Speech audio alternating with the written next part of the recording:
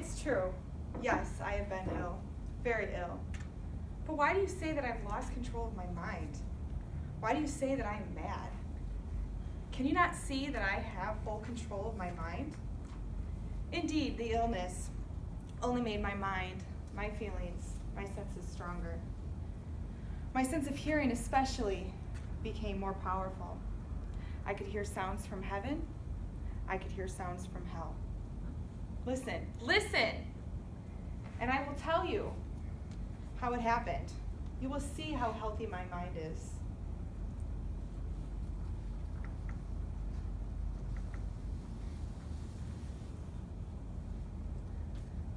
It is not possible to say how the idea first entered my mind. There was no reason for what I did. I did not hate the old man. I even loved him. He never hurt me. I did not want his money. I think it was his eye. Yes, his eye was like an eye of a vulture, one of those terrible birds that wait while an animal dies and then lands on it and tears the body to pieces as it eats it. When the old man looked at me with his vulture eye, a cold feeling went up and down my spine. Even my blood became cold. And so I finally decided I had to kill the old man and close that eye forever. So you think that I'm mad? A madman cannot plan. But you should have seen me. During that whole week, I was as friendly as I could be to the old man. And every night, just at 12 o'clock, I slowly opened his door. And when the door became wide enough, I put my hand in, and then my head. Then carefully, I covered a light with a cloth so that no light could show through. Then I lifted the cloth just a little so that a single thin light fell across his eye. For 7 nights I did this, 7 long nights. And every night at midnight, the eye was always closed, so it was impossible for me to do the work. For it was not the old man that I felt I had to kill. It was that eye, that evil eye. Every morning I went into his room with a warm, friendly voice and asked him how he slept. He could not guess that every night I watched him as he slept. The 8th night, I was more than usually careful as I opened the door. The hands of the clock moved more quickly than did my hand.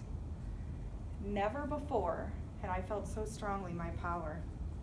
I was now sure of success. Slowly, little by little, I lifted the cloth until a small light escaped from under to fall upon his old vulture eye. It was open, wide open. And my anger increased as I looked straight at me. I could not see the old man's face, only that vulture eye, that hard blue eye, and my blood became like ice. Have I not told you that my hearing had become unusually strong? Now I could hear a quick, low, soft sound, like the sound of a clock heard through a wall. It was the beating of the old man's heart. I tried to stand quickly, but it grew louder. The old man's fear must have been great indeed. And as soon as the sound grew louder, my anger became more powerful, more painful. And it was more than anger. In the quiet night, in the dark silence of the bedroom, my anger became fear. For the heart was beating so loudly that I was sure someone must hear. The time had come. I rushed in the room and said, "Die! Die!" The old man gave out a grave, loud cry, and I fell upon him with his bed covers tightly over his head. Still, his heart was beating, but I smiled as I felt success was near.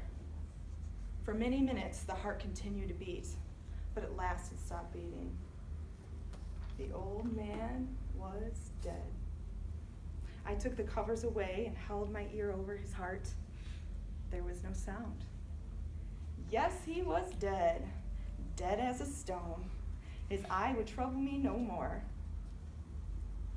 So I'm mad, you say. You should have seen how careful I was to put the body where no one could find it. First, I cut off the head, then the arms and the legs. I was careful not to let a single drop of blood fall on the floor. I pulled up 3 floorboards and placed the body there. Then I put the boards down again carefully, so carefully that no human eye could see that they had been moved. As I finished this work, I heard someone at the door. It was 4 o'clock in the morning, but still dark. I had no fear, however. 3 men were at the door, 3 officers of the police. One of the neighbors had heard the old man cry and had called the police. These 3 men had come to ask questions and to search my house. I asked the policeman to come in. The cry I said was my own, in a dream. The old man, well, he was away. He went to go visit some friends in the country. I took them through the whole house, telling them, search it all, search it well.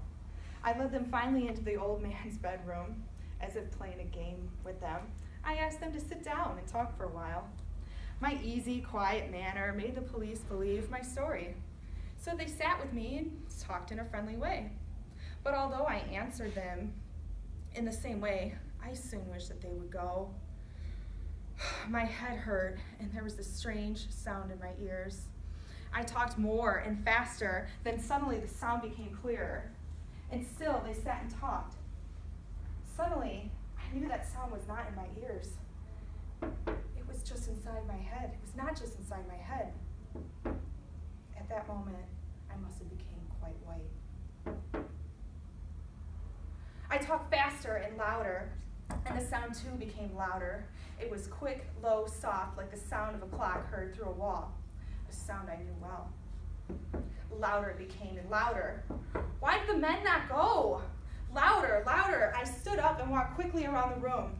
I pushed a chair across the floor to try to cover up the noise. Louder, louder, and still the men sat and talked and smiled. Was it possible that they could not hear?